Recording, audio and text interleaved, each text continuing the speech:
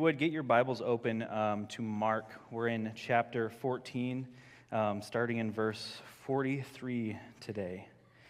We're going to be looking at the betrayal of Jesus.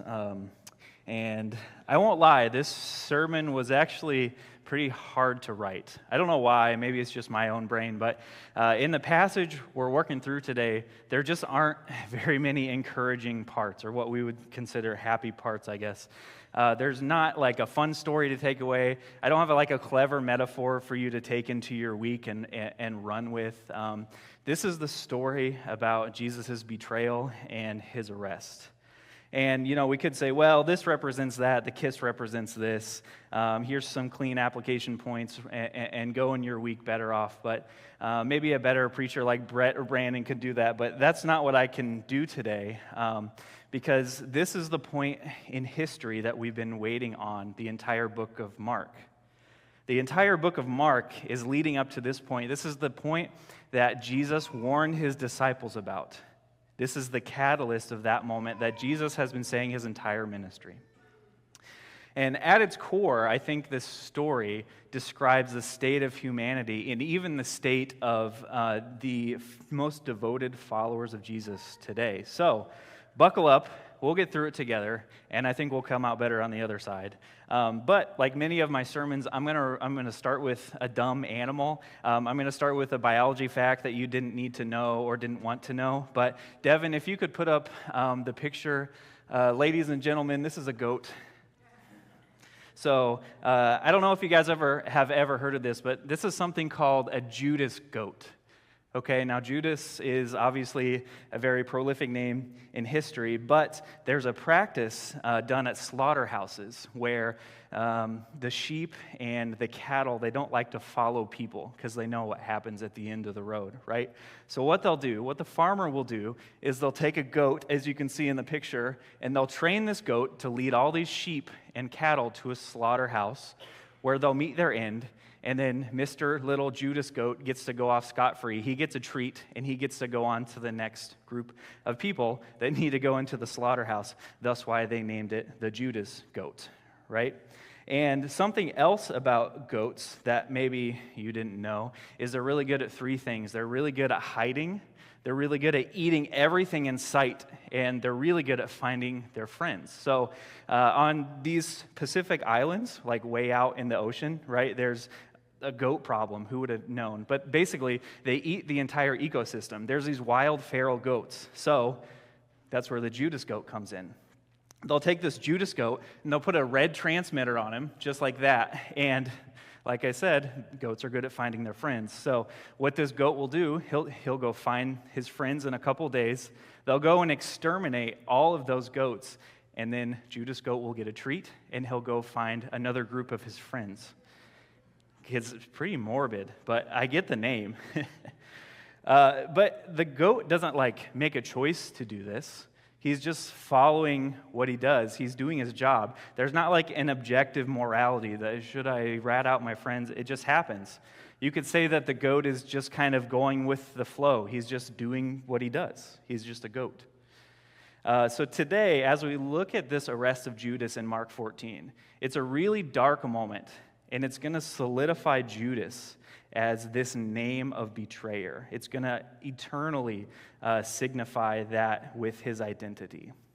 And we're going to see things intensify in a way they just haven't before.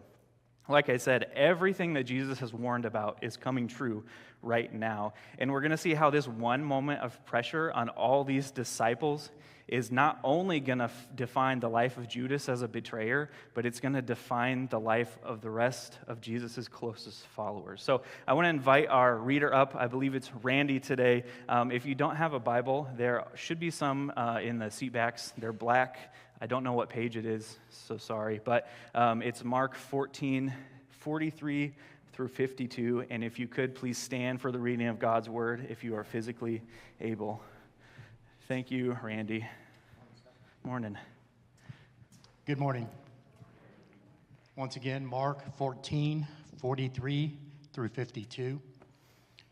Just as he was speaking, Judas, one of the 12, appeared.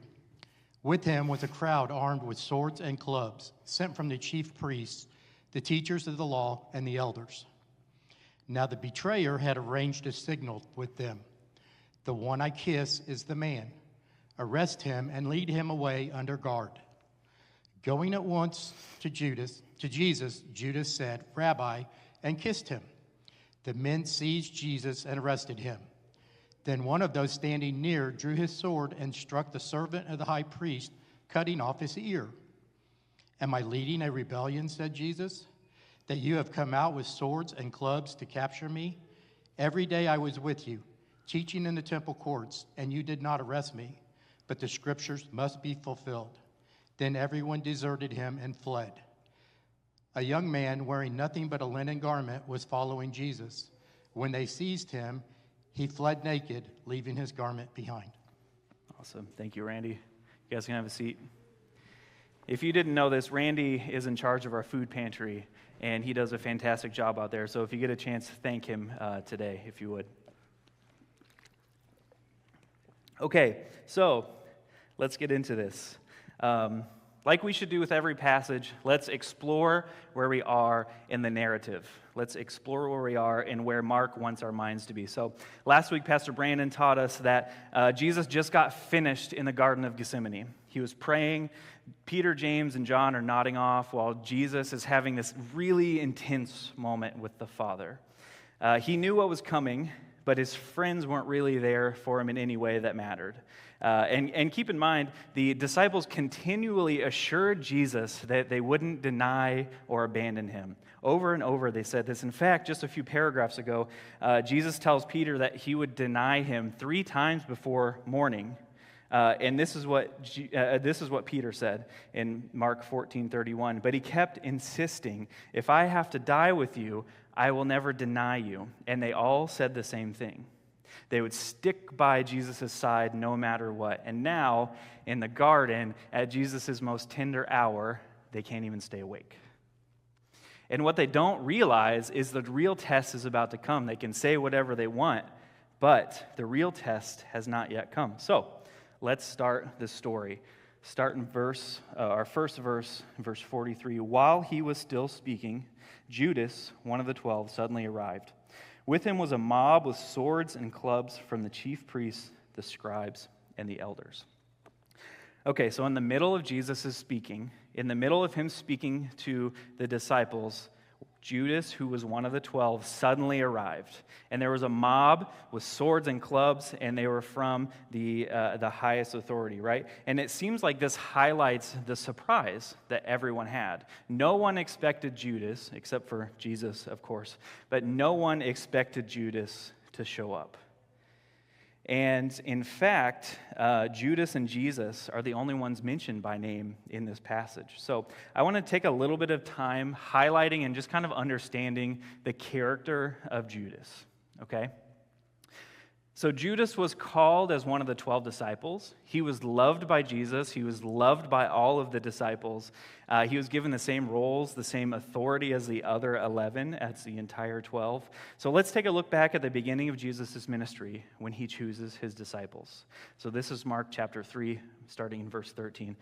Jesus went up the mountain and summoned those he wanted, and they came to him. He appointed 12, whom he also named apostles, to be with him, to send out to preach, and to have authority to drive out demons. So I think we should notice a couple things about this specific passage. And the first word that I want us to zoom in on is wanted. Jesus wanted Judas. He was wanted. He's no different than the other 11 at this point. He's really just one of the 12. And this wanted is just what it says. In the Greek, it's really widely used, and it's just what it means. Jesus desired Judas to be with them. And he really, really wanted Judas for his ministry. That's why he chose him. And next, Jesus gave Judas the same authority and gifting as everyone else. He had the authority and giftings. He named them all apostles. He wanted them to be with him, to preach and to drive out demons. Jesus was commissioning these men to be sent in the name of God, just like a king sends out an ambassador. So there was an obvious trust also. So Judas was trusted, we can say. And It's not just by his calling into the 12. It's not simply Judas was called into the 12, so they trusted him. He was also put in charge of the money. He was put in charge of the treasury of the disciples. And the Gospel of John makes this really clear. I want to read a specific story for you all. This is in John chapter 12, starting in verse 3.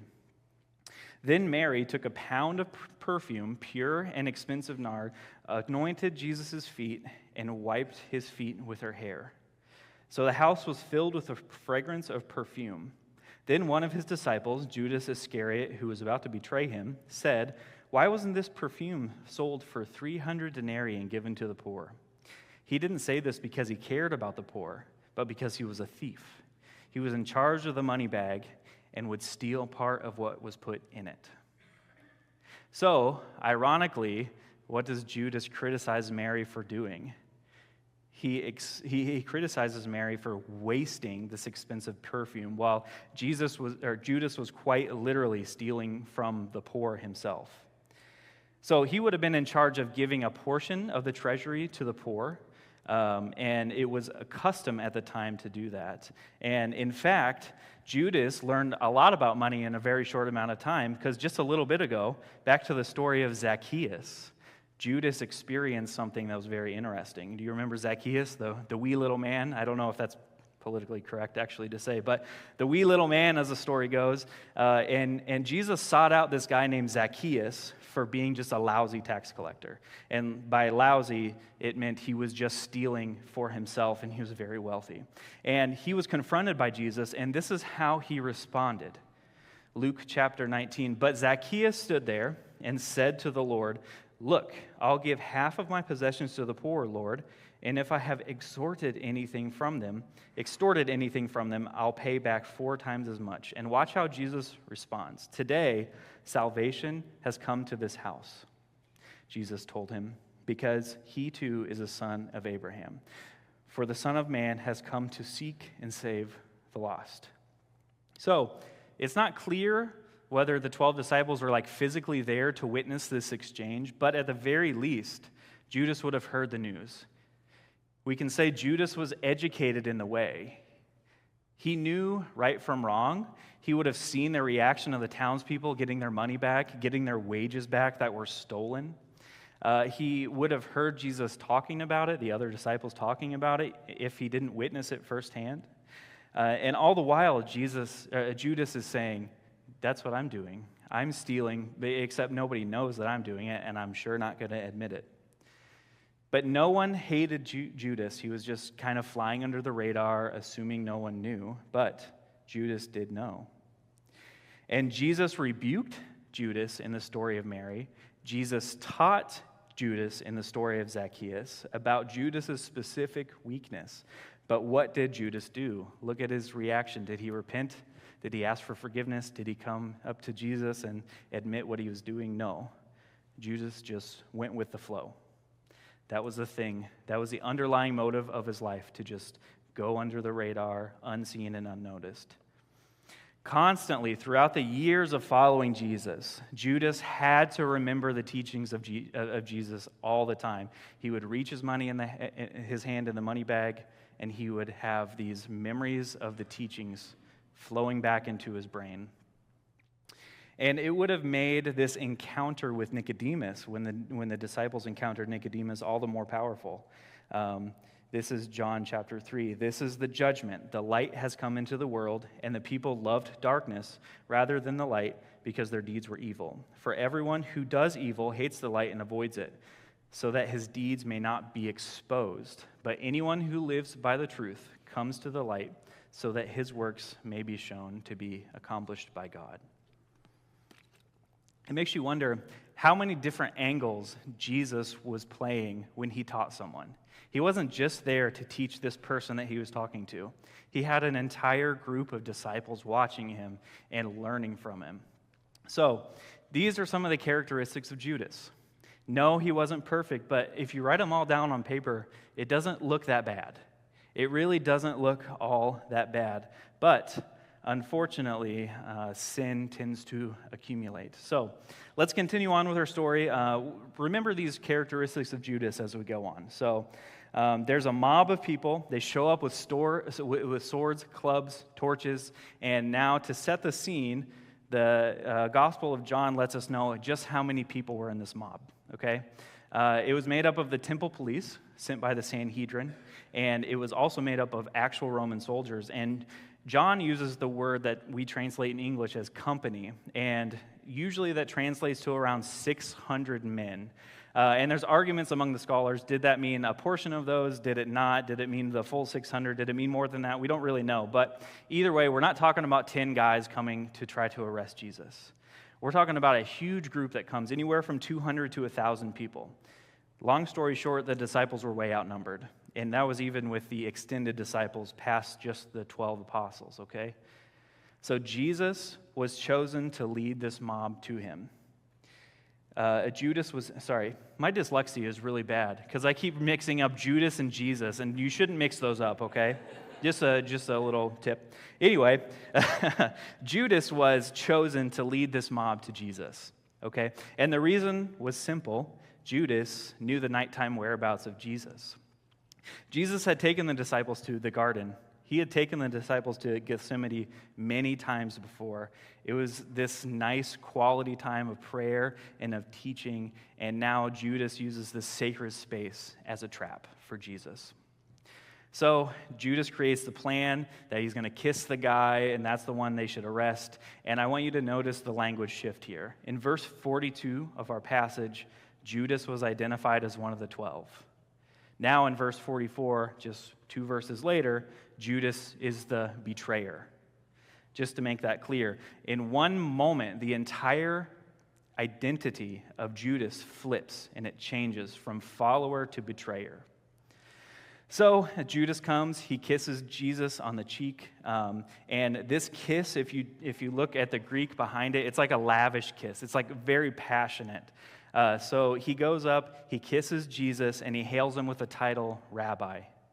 Rabbi.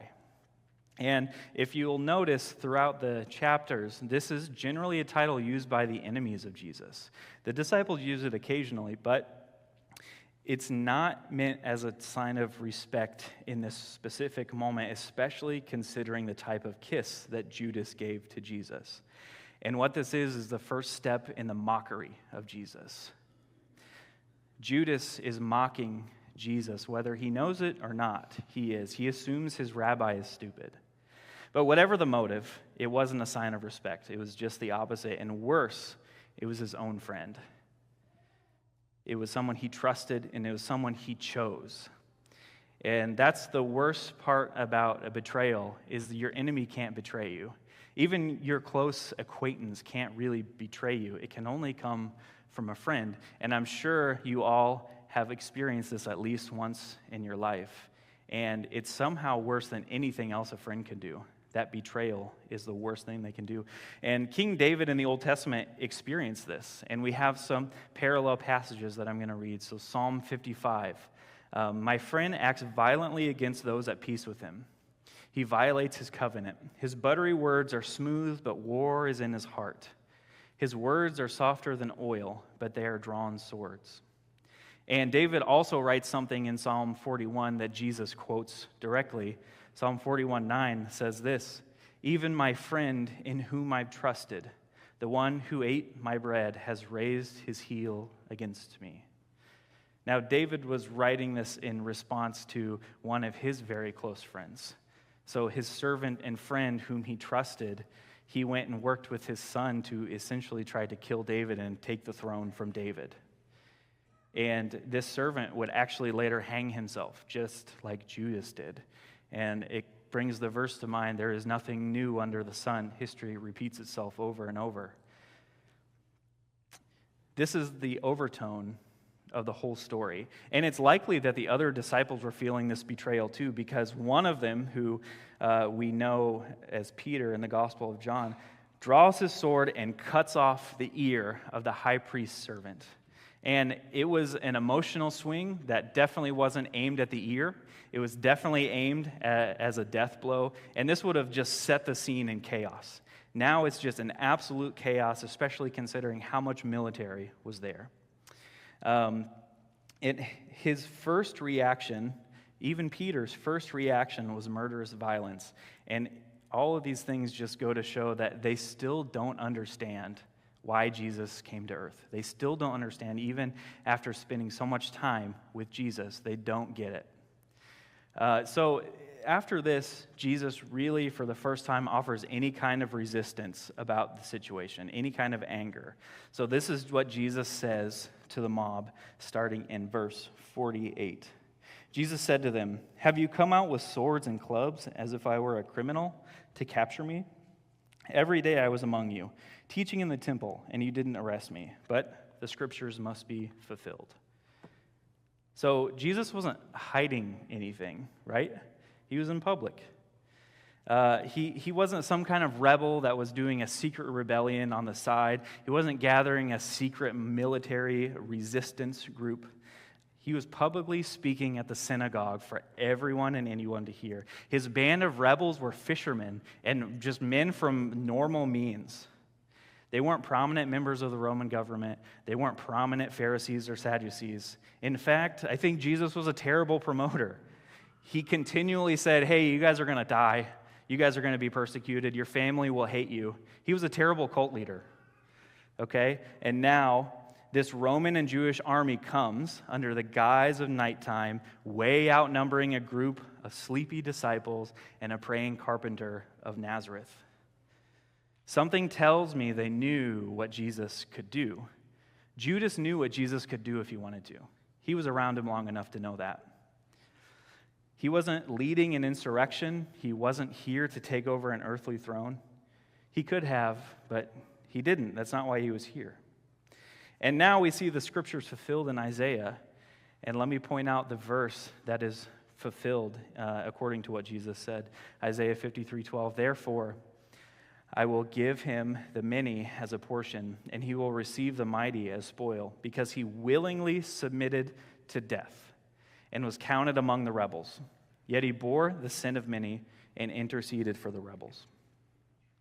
Jesus was counted with the rebels, as we see in this story. He was treated as a criminal, but he walked in and submitted to death. And this is one of the most important pieces, I think, of Jesus' death, is that Jesus didn't need a Judas goat. He didn't. He walked straight into the slaughterhouse on his own volition, willingly. Judas didn't orchestrate Jesus' death. And here's how I know. We're going to be in John chapter 13. I'm going to read you this story because it's really important. "When Jesus had said this, he was troubled in his spirit and testified, 'Truly I tell you, one of you will betray me.' The disciples started looking around to one another, uncertain which one he was speaking about. One of his disciples, the one Jesus loved, was reclining close beside Jesus. Simon Peter mentioned to him to find out who it was he was talking about. So he leaned back against Jesus and asked him, 'Lord, who is it?' Jesus replied, 'He's the one I give the piece of bread to after I've dipped it.' When he had dipped the bread, he gave it to Judas, Simon Iscariot's son. After Judas ate the piece of bread, Satan entered him. So Jesus told him, 'What you're doing, do quickly. What you're doing, do quickly.' So after this story, Judas leaves. The disciples don't know why. They're speculating why. Since Judas was in charge of the money, they said maybe he's going to buy the bread we need for the festival. Maybe he's going to buy supplies or to give to the poor. And what this moment really between Jesus and Judas was a final act of friendship. Jesus is at the head of the table. Judas is to his left, likely at the seat of honor. And Jesus customarily takes the choice morsel of bread and he dips it and he hands it to Judas. And this was a completely normal offering in hosting custom among the Jews. Jesus was reaching out one final time to his friend. But instead of taking that extension of grace, what happened? Judas's heart hardened, and then Satan was given the power. That's what happened in that moment. And then Jesus says, "What you're doing, do it quickly." And what that phrase can actually be translated to is, do it more quickly than you were going to before. Whatever you are already doing, do it more quickly. So essentially, Jesus adds this urgency to Judas's plot. Jesus sets his own plan to die in motion because he's in control. And here's the question of the day: are we better than Judas? I don't think so. And the primary reason, or one reason, is something we've uncovered earlier, and it's that sin accumulates. We see it all the time. It's no coincidence that Judas was lured by 30 pieces of silver. Judas assumed everything was under control. Take a few silver coins here, I'll take a few coins there. After all, I've left Jesus. I've left my home. I've left my job to follow this guy. I deserve this. I deserve something. Maybe it was just a matter of, if I can just get these 30 pieces of silver, I can stop taking money, and I can get caught up on my debts. Maybe this will finally force Jesus to kill everyone and establish his kingship. Maybe that's the plan.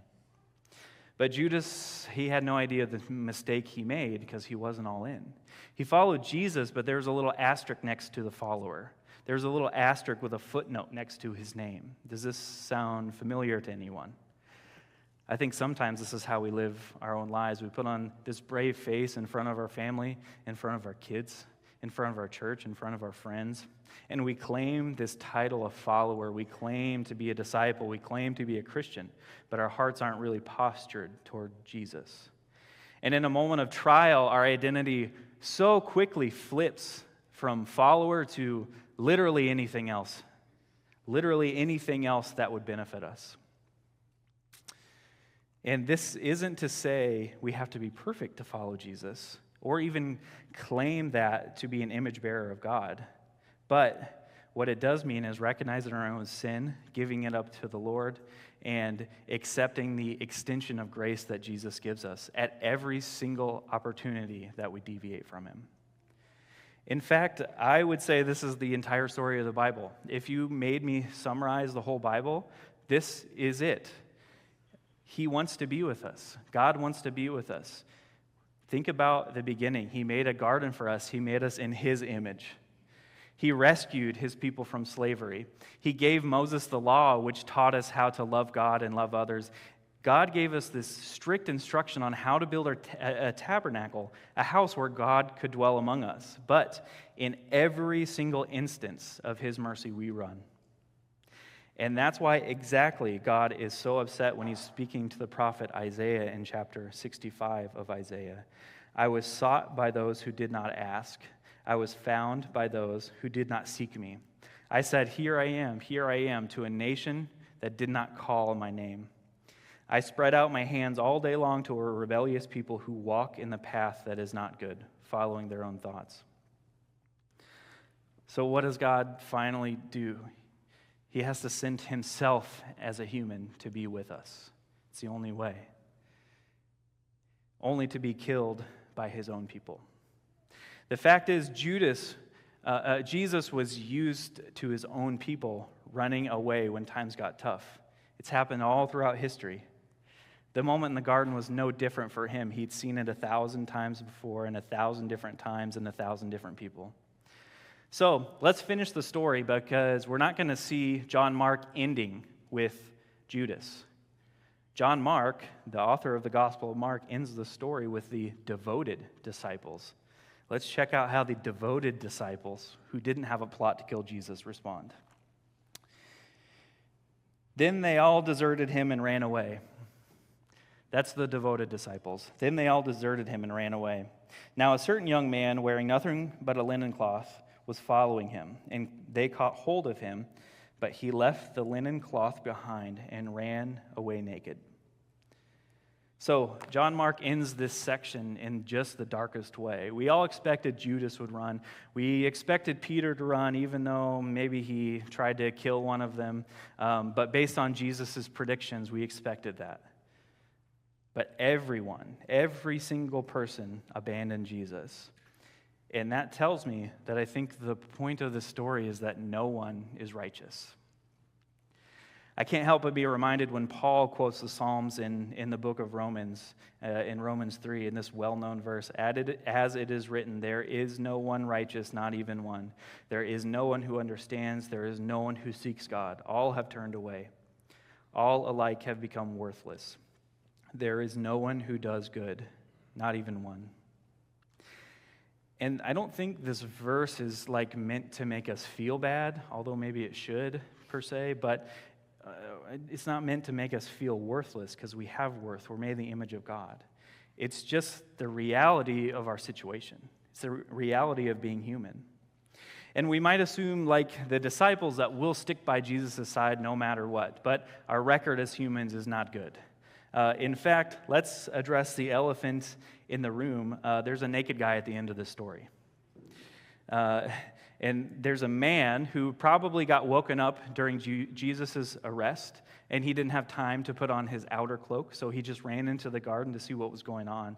Maybe someone woke him up, but he's essentially in his underwear. And based on like ancient manuscript notes, some theorize that this was actually John Mark himself, that John Mark was actually there, and he wrote himself in without saying his own name. But whoever the anonymous streaker was, whether it was John Mark or somebody else, it doesn't matter because it paints the stark picture that Mark is trying to say.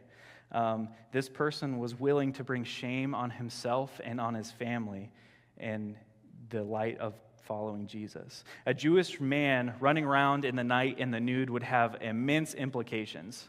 It certainly wasn't honorable, and he made the choice in that moment. It was better to be seen publicly nude, bringing shame on his family and on himself, than to be with his friend and mentor, Jesus.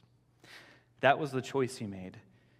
And although John Mark maybe hones in on himself, it represented everyone that was there that night. It represented every single disciple there. There's a parallel passage in Amos that, again, there's nothing new under the sun. This stuff happens over and over. Amos 2:16 says this, even the most courageous of the warriors will flee naked on that day. This is the Lord's declaration. It's our nature to flee God, no matter what the consequences are, isn't it? The point is that there is one person who was righteous. There's one person who could have the perfect relationship with the Father. There's one person who could truly love and rightly worship. There's one good person that has ever existed, and that is Jesus Christ of Nazareth. There is no other gods before him. There's no possessions worth holding above him, and there's no other person worth devoting your life to other than Jesus. All right, great. Well, now that we all feel hopeless, what's our response? What is our response to this? For one, I think we need to live in the light. I want to say this verse again because it's important, and it's something that Judas heard and did not take heed of. For everyone who does evil hates the light and avoids it, so that his deeds may not be exposed. But anyone who lives by the truth comes to the light, so that his works may be shown to be accomplished by God. So please, church, live in the light of Christ. Realize your works are accomplished by God, and that means living like you know the truth, not hiding in the darkness, and submitting to the truth when you see it. Number 2 this morning is examine the plank before the splinter. A lot of us already know this story, but Jesus teaches it so clearly, and it's another thing that Judas completely ignores. Matthew 7, at the end of the Sermon on the Mount, or how can you say to your brother, let me take the splinter out of your eye, and look, there's a beam of wood in your own? Hypocrite, first take the beam of wood out of your eye, and then you will see clearly to take the splinter out of your brother's eye. So before criticizing someone else, take some time of self-reflection.